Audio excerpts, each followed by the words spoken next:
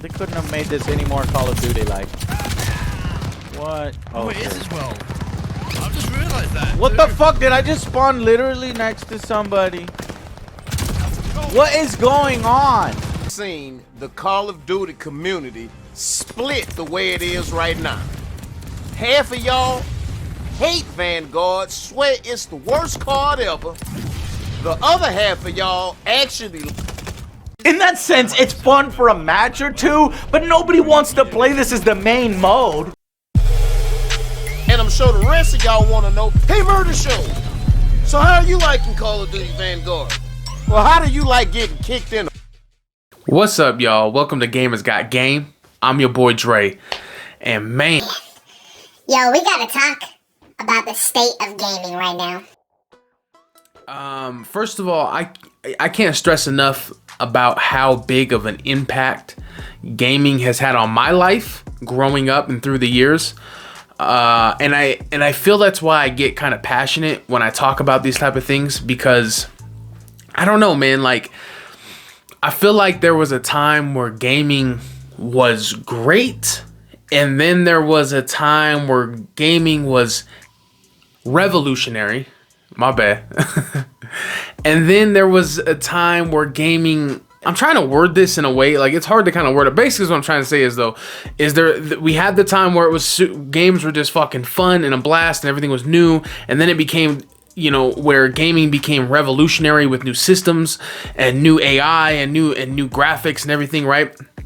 And then it became a time where gaming was just, I felt like it was just loot crates, and it was fucking like, you know, and you're just buying packs for shit.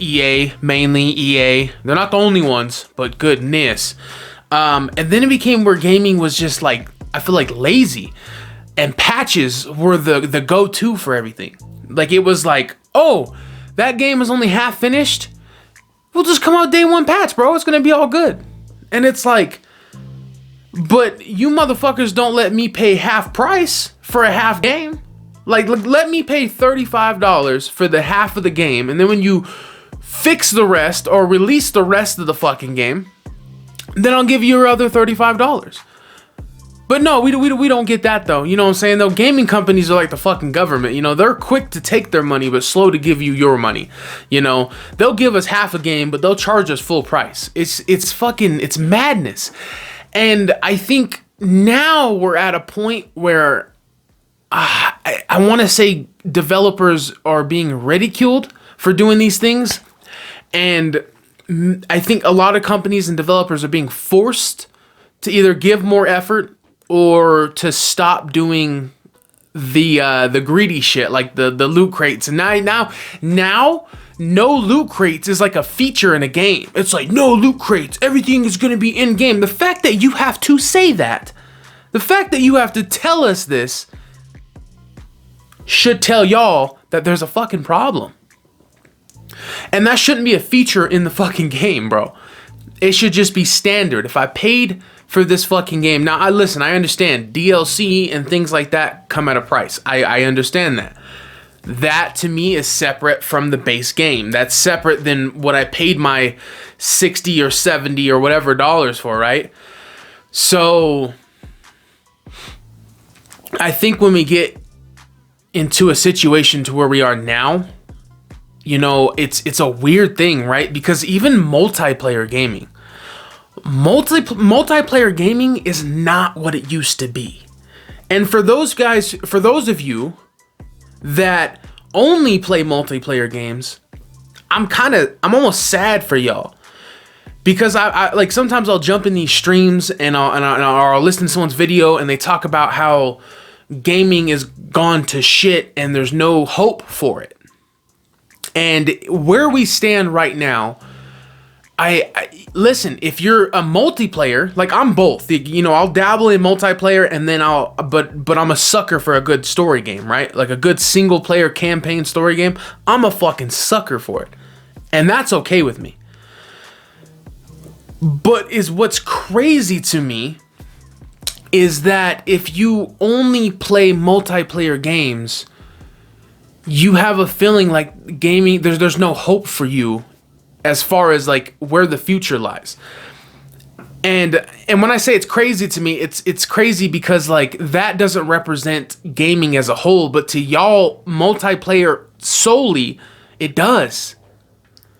And if I'm thinking to myself, like if I'm a multiplayer gamer only, I might also be sad of where the state of gaming, and I might also be unhopeful of where it's to go. You know what I'm saying? Because first of all, man, with all the assholes out there, you try to get these cool team-based games that are like, you know, like you have to work together tactically to do these cool things. And it never goes that way because there's always some fucking asshole that's going to ruin it or go rogue and do their own thing. Okay, fine.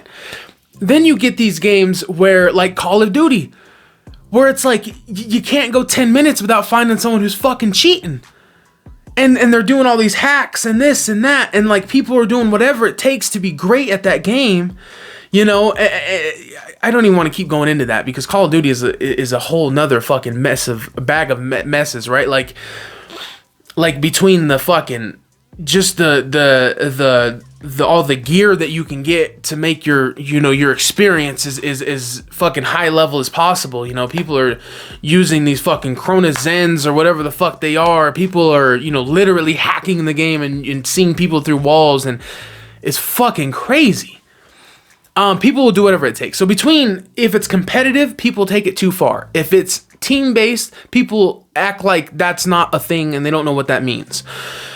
So multiplayer gaming isn't what it used to be, because I remember multiplayer gaming back in the day was so fucking fun to me. And I don't know if it was because it was a new experience or if it was just that time it was actually fun. And now not so much, at least to me. And it seems to be the same with everyone else who's within those communities, because this is what I'm hearing. But where we stand right now, towards the end of 2021, I am hopeful as a gamer. I mean, man, we got Dying Light 2, Horizon Forbidden West, and we got Elden Ring, or 3 that come out in the same fucking month. And why is that? Why the same month? Y'all can't give us no space. We literally go through this dry spell of nothingness, and then now we get all the best games of 2022 in one fucking month. I don't know. Maybe some people are ecstatic about that, but I just wish there was a little bit of space, But it is what it is. Listen, man. I don't know where we're at in gaming right now, is my point to this whole video.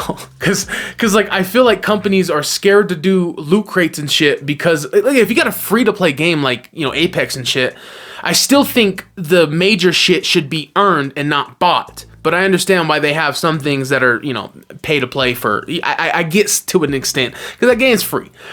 But now companies are afraid to do that, and then you got companies like the motherfuckers that put out Cyberpunk 2077. Those motherfuckers, now people see that, and now got games or developers might be scared to talk about, oh, we'll just do a day one patch to fix it.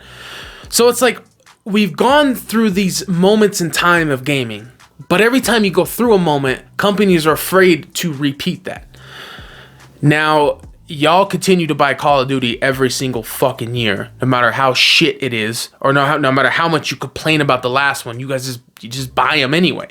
So maybe developers like Activision will never, or publishers like Activision will never take the time to make those necessary adjustments, because you guys just keep putting money in their pockets. But there are some companies out there, like Project CD Red, that could go, I don't want to say bankrupt, but could literally, it could be the end of the company like that, because people were getting refunds and people were not buying the game because of the shit they heard. So, and again, we have companies that actually give a fuck about the gamer, but they're far and few in between, and that's a sad thing. Then you got developers that care, but they get forced to rush a product, and that is an even sadder thing, possibly. I don't know. I don't want to rate them on a scale, or compare them. But they're both shitty situations, if you would, right? So I guess I'm just trying to say where do we go and where are we now, right? Because we're in a situation where developers are afraid to give us shit, but then they're either rushed or too out of touch to give us exactly what we want, or to give us, you know, to lean closer to what we want. It's a weird time for gaming, man. I am still hopeful because, like I said, there are still good developers out there. There's still good publishers out there, and there's still good games to come. That's if your box is open and you're not stuck in a multiplayer only type of mindset. I'm not knocking you guys for doing that.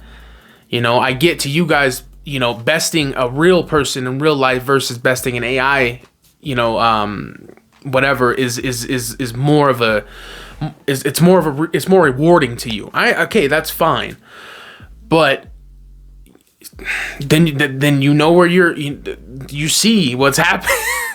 you know, it's like, I don't know what to tell you, you know. Anyway, man, I just had to make this video, man, because it's a weird thing for gaming right now, and I can't really pinpoint where we're at. I don't know if we're on the brink of gaming, you know, getting better as far as developers actually, and developers and publishers actually giving the time necessary, the efforts, and listening to fan base opinions and comments and stuff like that, or if we're at a time where it's shittier than ever. I don't know, but I am hopeful. Okay, I'm hopeful that we're moving in the right direction. Multiplayer gaming, I'm not so hopeful about that, but as far as story-based campaign games, man, I think we're gonna be okay, but we'll see. Anyway, y'all, that's my time. And until next time, peace out.